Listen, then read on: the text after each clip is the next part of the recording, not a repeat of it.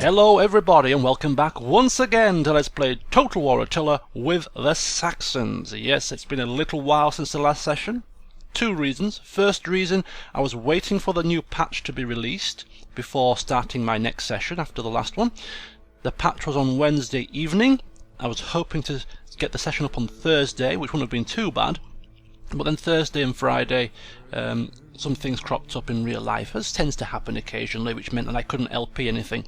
So today being Saturday, Attila is going to be with you, and tomorrow being Sunday, again, there's going to be another Attila session as well. So Attila weekend will hopefully quench your thirst for some Attila, and hopefully make up for the slight delay to proceedings. Anyway, enough about that. Where did we leave off last time?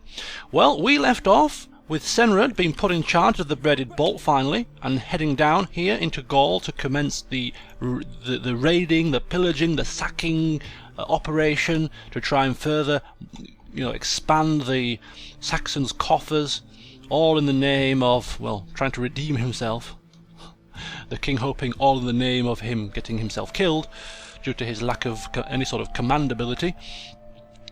And as I was about to turn the session off completely, I just caught out the corner of my eye this little situation here. The Angles settling in the former desolate region of Camulodunum. An opportunity presenting itself before us. So before we commence the operation down here, there's this little situation to take care of. Now, the Angles, of course, are friends. Not quite official allies of any sort, nothing political signed, no political contract signed up. We were never defensive or military allies, but we were as close to that as we could possibly get. We had non-aggression pact, we had military access, we were almost like brothers in arms. So imagine the delight when they were ousted from their land over here, when they found a nice little region next to their brothers to settle down, where we could offer them protection for them to, rebolster their numbers and grow their new region into something stable and hopefully turning a profit. They must have thought Christmas had come early, but unfortunately for them, King Gewis is a harsh man, and Britannia Superior is Saxon land. We've been eyeing up this region for some time. Angles, if you would have settled here, we could have continued to be brothers in arms, and we wouldn't have batted an eye, but the fact that you are here presents us with a bit of a problem. And as much as we have been good brothers in arms and good friends in the past, sometimes friendships have to end, and my people, says High King, need Camulodunum. Call me greedy, but I need it. So we are going to take it from the Angles. Historically correct this might be, according to some people. History is playing out a little bit earlier than in real life, but playing out almost as it happened in real life. But we're not aiming for historical accuracy, we're aiming for dominance. So goodbye, Angles. It's been nice knowing you. As we head to diplomacy, we shall do them the courtesy at least of letting them know we're coming so they can prepare themselves. Where are they? Where are they? They're here. The Angles. We have just broken the non-aggression pact that we had with them. We did have a non-aggression pact from the previous time when we were next door buddies, but I've just cancelled that now, and the reason why I've just cancelled that off camera is because this is my second attempt at recording this. The first attempt got a little bit sidetracked, so I've just already done that, and we will suffer probably a minor diplomatic penalty because we are breaking a non-aggression pact, but because the non-aggression pact was signed many years ago, it will have less of an impact as if we had broken it if it was just signed last year. That would have been much more treacherous. The fact that it was a long time ago, it's not quite as bad. So that's been cancelled. We've let them know that we're coming with our forces to take them out. It's the least we could do. So here we go. The Sons of Saxony. Here they are, headed by none other Then our heroic General Horsa is going to head here,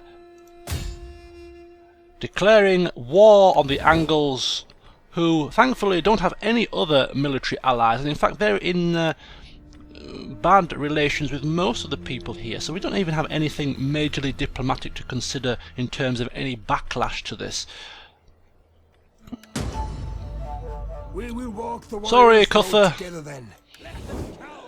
Sometimes certain things have to transpire. Now this isn't. This is pretty much a foregone conclusion. They have no defences. This town is a desolate wasteland. They have 3 units. This is going to be not a fight worthy of our viewing pleasure.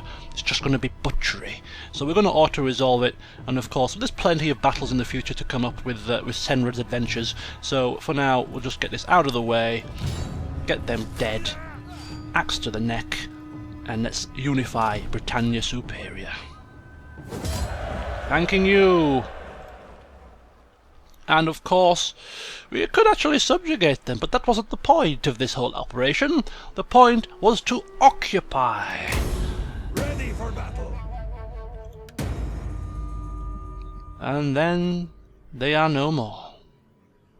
I do feel sad personally about this, but I am sure the High King does not. He's probably sat there chortling, celebrating with alcohol the fact that he finally has the entirety of Britannia Superior under his control. What a glorious day indeed. Right then. So, the beauty of capturing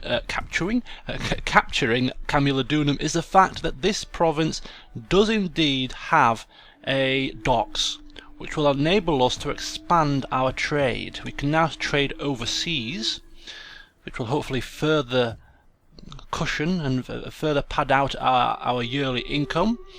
So this is great news indeed. That was one of the main reasons why we wanted this in the first place. So the first order of the day, though, is to make sure that it's upgraded into a habitable space. So we're going to do that first before we can build anything else. So that's 3 turns to wait. Also, Londinium, the whole province rather, is suffering with public order penalties. Of course, conquest and instability have been increased as a result of us capturing new lands, but even before this, we were still suffering -8 per turn of public order decline. So we're going to have to address that. And one way which we're going to try to address that is by increasing the military presence of the Sons of Saxony. The king was considering decreasing this presence to try and save money. But public order is becoming an issue, and he's now seeing the light of his the error of his ways, and he's going to now increase the numbers of the Sons of Saxony. But he's not going to increase it too much in terms of upkeep. He's going to opt to bolster it with cheap units, so that it's still not impacting upon our treasury too much. So a couple of these cheap hurlers to bolster the ranks of the slingers, and then 3 ranks of this Nordic band, a mere 27 talents per turn. In terms of upkeep, it's cheap as chips. It's the numbers that we're after to try and increase our military presence. So we don't mind forking out a few paltry coins to try and keep the peace. So this is going to be maxed out, and that will hopefully increase public order a tiny smidgen, but not enough. The next plan is to, when we are finally able to increase our building slots here and here, we're going to go for a chieftain's thingamabob's house, because this is going to give us a nice boost of +7 to public order at the level 2 stage, which is exactly what we need. And in here we're going to go for the town waterworks, the wells and the troughs, to try and increase sanitation across the whole region, because we are suffering with pestilence. We were rather unfortunate to come down with it, because we had like only a 1% chance of having a plague, but it has happened, so we need to prevent this from happening in the future. So wells and chieftain's hold are going to be the next 2 buildings that we focus on in Britannia Superior. Right, now to the political shenanigans then. Senrad can't move any more this turn. The king, of course, sending him over here for reasons which we already know, and Senred, rather stupidly, this is already got back to the king now, in his eagerness to prove himself, and eagerness to shed the blood of enemies and to loot and plunder, rather foolishly ran into the swamps here, thus suffering a bit of attrition with his army. Typical, isn't it? Typical. Completely useless. We knew this. The king knew this, but he's just proven it. So now that Senred is out of British soil, the king is going to commence his besmirchment campaign. He's going to diminish the popularity, discredit the influence of Senred, to try and counteract the possibility of him coming back a hero. He's going to be telling the people that, look at him, he's a philanderer, he's a coward, and now he's proven himself to be an utter fool in command, marching his troops through swamplands, getting his men killed. Even more foolishly, the fact that he has a spy at his disposal which we have paid for to scout the land out. He still managed to bumble his way into danger. Utter fool, utter useless, and he is not worthy of our family's good name. So we're going to diminish his popularity in that regard. And I think that might be that for this turn. Yep, non-aggression pact broken, war declared, decisive victory, we've secured the province, and oh my god! Oh Gewis has got the trait torturer. I was hoping that he would show some mercy to the Angles. He took the land from them, he's wiped them out. Why not let the last few survivors integrate into the Saxon ways as our former friends? But no, he decided to torture and kill them all. That's very nice of you. Use the clamps, the tiny clamps, the ones with teeth. Extra negative public order issues as a result of that. That is absolutely great. Absolutely marvellous. So now he is -2 public order in all provinces that he is in, which is exactly what we don't need when Londinium or Britannia Superior is already suffering a public order situation. Holy cow. But do you think High King Gewis is going to step down as governor just because people are not happy with his harsh ways? Not a chance. Not on your Nelly. He's going to rule with an iron fist if he has to. Let it be known in the future when we are a great, glorious faction, the most powerful in the land, that it was here that the foundations were laid, with blood and sweat and clamps with tiny teeth.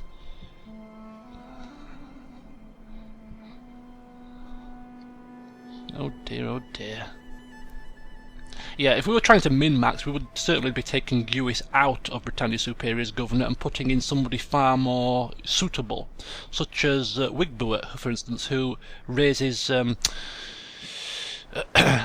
religion, Germanic paganism religion, for instance. But this is not min-max, this is far from it. We have failed in our mission. We couldn't build a town sanitation, we didn't have enough slots, but never mind. And defamation was successful. This target has been the subject of much gossip and several rather heinous rumours. Slander. He's out of favour and he's suffering -10 to his influence. The horror. But is it slander? Is it gossip if it's true? Because we are not spreading rumours, we're spreading truth here. And he's ranked up. Senred is out of favour, thus decreasing his influence by -1 per turn on top of the influence loss that he's already suffered. Marvellous. Marvellous. The king's loving life at the moment. We've just secured this whole province. Senred is becoming a public spectacle.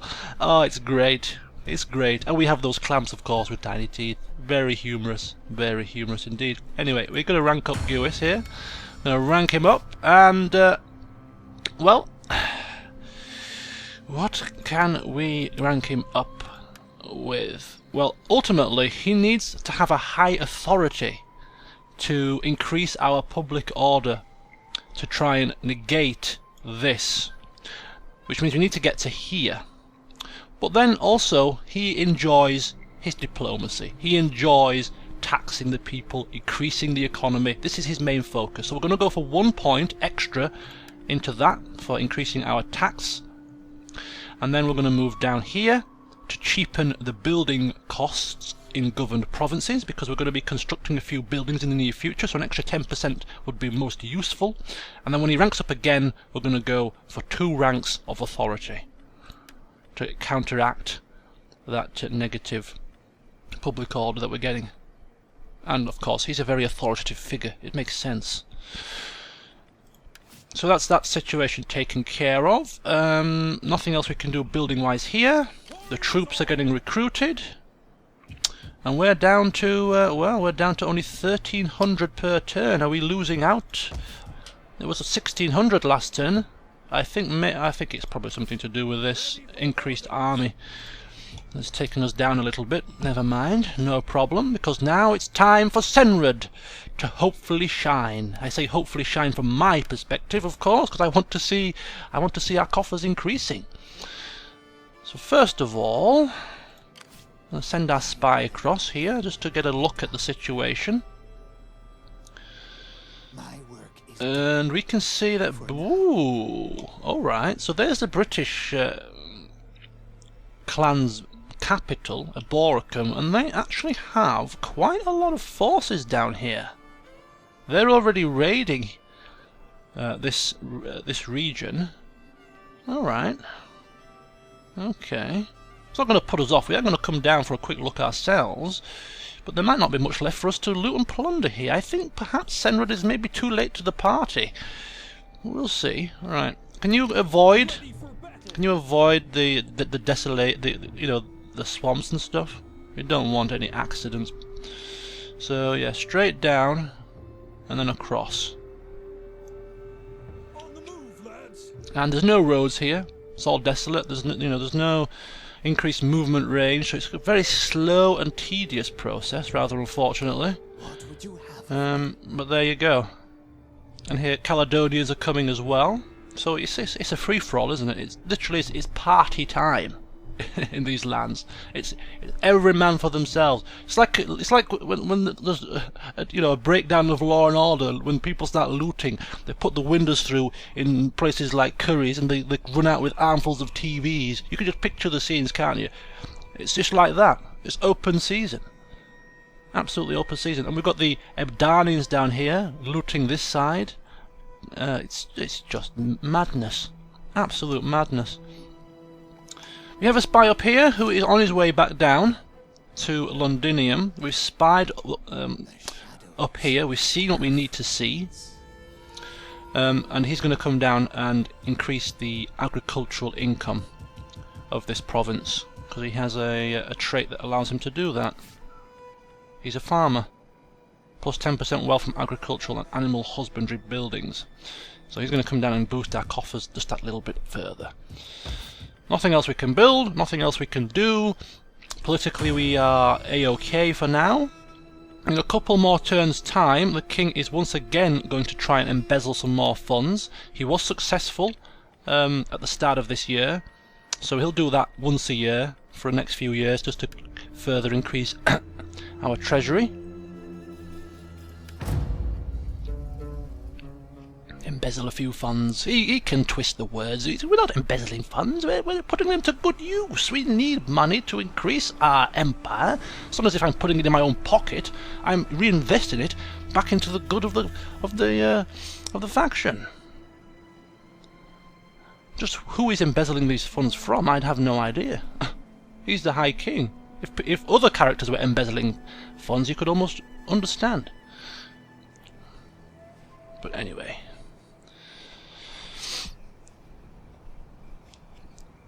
I'm going to aim for this session to be about 45 minutes to an hour, no longer, because I do have a couple of bits and bats to do today. It is my nephew's birthday. I am going out later on to his party, and I need to buy some things as well, so I need to be rushing off and doing some other stuff, but I'm just squeezing this in there in between. Esler, illegitimate birth. His mother is Wulfruna. He's not even married yet.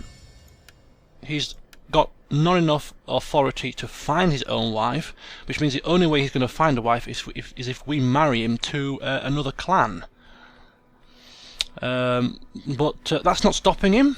He's the heir to the faction, and if he wants a good time, he'll have a good time. And he's had an illegitimate daughter with somebody by the name of Wolf... Oh, that's the name of the child, Wolfruna. Okay. Don't be having too much fun. We don't want too many of these bastard children. Having Senred doing it is enough, you know? Anyway, speaking of Senred, we are almost ready. What would you have? Colonia Agrippina. Laying siege to their hovels. Oh, we are in. We are in. Right. This is not going to be very difficult. Is it a wall? It's not a wall settlement. It's a minor settlement. They have just 4 little piddly units, 560 men, compared to our 2,912. But I'm sure you want to see at least one battle this session, and I suppose this is the best one to fight because we have the most numbers, and as we continue on our journey through Gaul, these numbers will diminish and diminish and diminish as time progresses. So I'm going to fight this one and then auto-resolve pretty much all of the rest. So we've quick saved it in case the game crashes. So let's go.